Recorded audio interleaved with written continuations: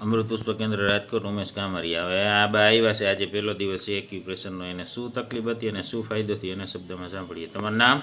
વતીબેન ગામ?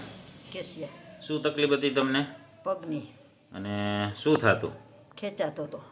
અને નસ ઉપર નસ ચડી ગઈ હતી એવું થતું? દુખતો હતો ને ટૂંકમાં? આયો દુખતો હતો. અને પલોઠી વળતી હતી? પલોઠી નહોતી વળતી. હા. હવે એમાં શું શું કર્યું હતું? પહેલાં શું શું કર્યું તમે અહીંયા આવ્યામાં?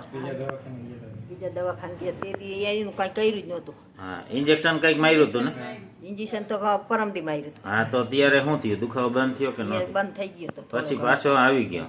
પાછો આવી ગયો. પછી દવા આ સવાર પૂરી થઈ ગઈ હતી. હા. તો એટલે અહીંયા આવ્યા. હવે બીજે ક્યાંય ગયા હતા?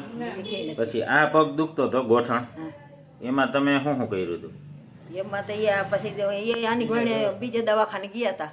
1 વર્ષથી દુખતો હતો ને? તો પહેલા? હા, 8 મહિના થયા. હા, 8 મહિના થયા. અને પલોઠી નહોતી વળતી? અત્યારે વળી ગઈ? રેડી? હવે કઈ વાંધો પલોઠી વારવા? કાલે જોઈ પાછું શું છે શું નહીં, કેવી રીતનું છે, કેટલો ફાયદો થયો. બીજાને શું કહેવા માંગો? આ કરાય કે ઓલું કરાય? તો આ પણ બીજાને તેમ કહે કે આપણે આ કરીએ, પણ બીજાને તો આવું હોય આવે. એમ નથી, તમને ફાયદો થયો તો તમારું શું કેવું થાય?